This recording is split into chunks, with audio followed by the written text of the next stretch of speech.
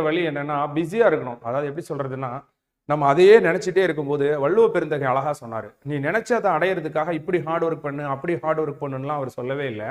உள்ளியது எய்தல் எளிது மண் மற்றும் தான் உள்ளியது உள்ள பெரின் அப்படிங்கிறாரு. நீ நினைச்சதை அடையிறது ரொம்ப ஈஸி.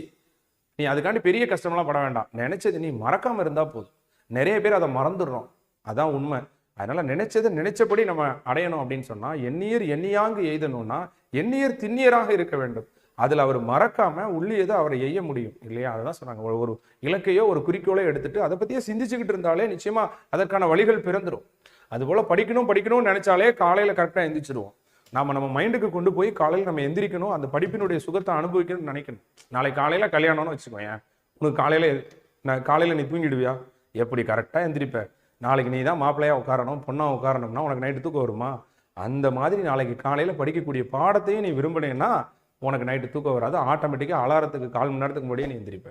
ஸோ அது அப்போ என்னன்னா, முதல்ல மைண்டுக்கு கொண்டு போகணும். காலையில் எந்திரிக்கிறதுக்கு என்ன பண்ணணும் அப்படிங்கிறத நம்மளுடைய மனசுக்கு கொண்டு போய் நாளைக்கு காலையில் செய்யக்கூடிய அந்த செயலை நினச்சி சிந்திச்சுக்கிட்டு படுத்தோம்னா காலையில் ஆட்டோமேட்டிக்காக அலாரத்துக்கு முன்னாடியே நம்மளால் எந்திரிக்க முடியும். ஸோ நிறைய பேர் அந்த மாதிரி பண்ணுறதில்ல. ஸோ காலையில் எந்திரிக்கிறதுக்கு என்ன சார் வழின்னு கேட்குறாங்க. ஸோ என்னை பொறுத்தவரை அதில் நிறைய விஷயங்கள் இருக்குது. பாயிண்ட் நம்பர் 1, காலையில் நீங்கள் சீக்கிரமே எந்திரிக்கணும்னா அதுக்கு நைட்டு சீக்கிரமே படுக்கணும். ஏன்னா உடல் போதுமான அளவுக்கு நம்மகிட்ட இருந்து தூக்கத்தை எடுத்துக்கும். ஸோ 2வது, நாளைக்கு காலையில் எந்த காரியத்தை செய்ய போகிறோமோ அதை நினச்சிக்கிட்டே படுத்தோம் அப்படின்னு சொன்னால் காலையில் நம்மளால் இயல்பாகவே எந்திரிக்க முடியும். இது 2வது. 3வது, 1க்கு 4 அலாரம் வை. ஏன்னா உன்னை பற்றி உனக்கு தான் தெரியும். ஸோ 4வது விஷயம், இந்த பொறுப்பை வேற யார்கிட்டையாவது கொடு. உங்கள் அம்மாட்டையோ அப்பாட்டையோ இல்லை நண்பர்கள்ட்டையோ காலையில் கால் பண்ண சொல்லி அவங்க கால் பண்ணுவாங்க. காலையில் எந்திரிச்சு குரூப் டிஸ்கஷன் பண்ணி படிக்கலாம். அது பெஸ்ட்டாக இருக்கும். ஸோ காலையில் எந்திரிச்சு ஒரு புத்துணர்ச்சியை ஏற்படுத்திட்டு படிக்கலாம்.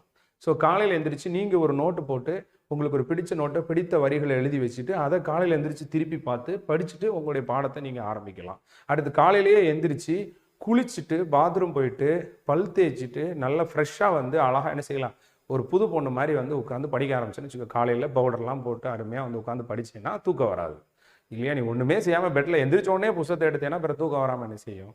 அதாவது விடாமுயற்சியோடு காலம் தாழ்த்தாமல். So what is the keywords to success அப்படின்னா அந்த 2 விஷயம்.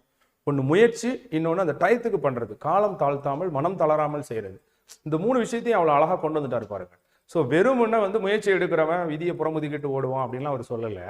ஊழையும் புறமுதுகிட்டு ஓட வைப்பான், விதியையும் புறமுதுகிட்டு ஓட விட்டுடுவான். யார் ஒருத்தன் அப்படின்னா காலம் தாழ்த்தாமல் விடாமுயற்சியோடு மனம் தளராமல் உழைக்கின்றவன் தான் அந்த காரியத்தை செய்ய முடியும் இல்லையா? இல்லாம விதியை பத்தி நினைச்சேன்னா விதி மட்டும் கிடையாது, போற வாரம்லாம் உன்னை மிஞ்சிட்டு போயிடுவான். நிச்சயமா மிஞ்சிடுவான். அதுல மாற்றமே இல்லை. எல்லாமே இருக்கணும் இல்லையா? ஒரு கரெக்ட் டிசிஷன் கூட சில நேரங்களில் ராங் ஆயிடும், அதை லேட்டா அதை டிசிஷன் எடுக்கும்போது இல்லையா? ஸோ அப்போ சூழ்ச்சி முடிவு துணிவைதல், அத்துணிவு தாழ்ச்சியுள் தங்குதல் தீது. ஆராய்ச்சியினுடைய எல்லை ஒரு முடிவு எடுக்கிறோம், அந்த முடிவை காலதாமதப்படுத்தி நம்ம எக்ஸிக்யூஷன் பண்ணணும்னா கடைசி ஒரு நல்ல முடிவு கூட தீங்குல போய் முடிஞ்சிடும், அதனால பலன் இருக்காது. ஸோ அப்போ நிறைய பேர் காலம் தாழ்த்துறதுன்றது நிறைய பேர்கிட்ட இல்லையா? Punctuality, keeping every time in every, ஒவ்வொரு நொடியுமே